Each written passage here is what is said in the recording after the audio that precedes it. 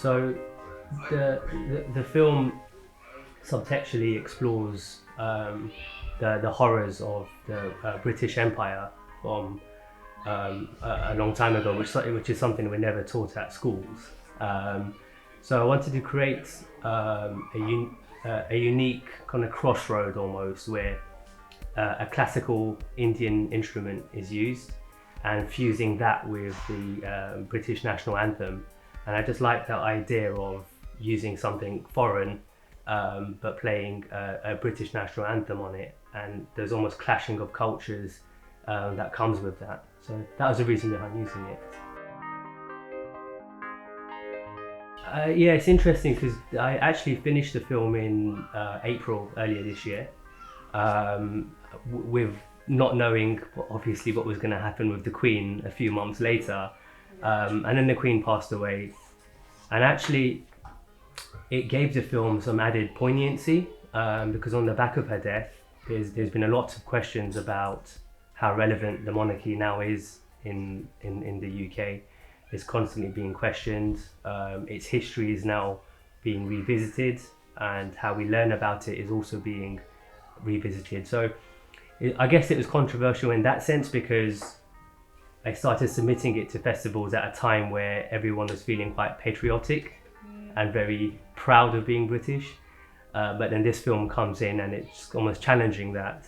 But actually, having done a few Q&As with the film previously, the feedback's actually been quite positive in the sense that it sparked really important discussions around this idea of what is British and how important is monarchy.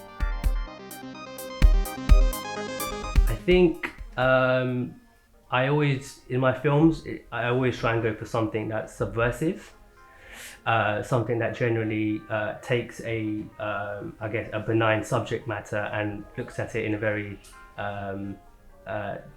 through a different lens, I guess. And I always try and mix some level of satire or political commentary in it.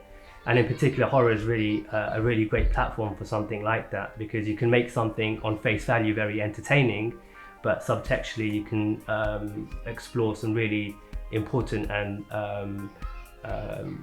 I guess thought-provoking subject matters, i.e. in this one on Sarangi, it plays out like a horror thriller, but when you read between the lines, it's actually a social commentary on monarchy and Britain's dark past in its empire and colonialism. So actually, on the back of making Sarangi, I'm trying to develop that into a feature film. So I'm in the early stages of writing it. But I finally landed on a concept that I'm happy with. So it takes some of the similar themes explored in Sarangi and just makes them, I guess, into a longer feature film. So that's something that I'm working on now, and yeah, the ambition definitely is to move into features and particularly horror. Yeah, I'm actually also writing another feature film called Weapons of Mass Destruction. So it's kind of a satire on right-wing terrorism. It's something that, you know, in the Western world we don't really see too often being discussed, and it's about a right-wing figure basically that gets haunted by a South Asian spirit. So it's again, you have this idea of the Western world meets the Eastern world and the clashing of two cultures. So that's something that I'm working on. So we'll see how the writing goes for that. But yeah, I think it's a really strong concept and I'm really looking forward to getting down to writing it.